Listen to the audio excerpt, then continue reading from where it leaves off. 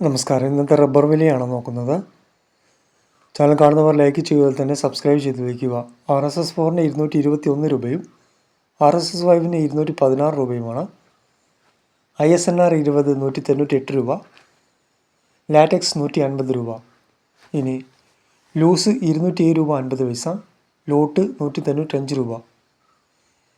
ഒട്ടുപാൽ 80% DRC വരുന്ന ഒട്ടുപാലിന് 137 രൂപ മുതൽ 144 രൂപ വരെയും, 75% DRC വരുന്ന ഒട്ടുപാലിന് 128 രൂപ മുതൽ 133 രൂപ വരെയുമാണ്.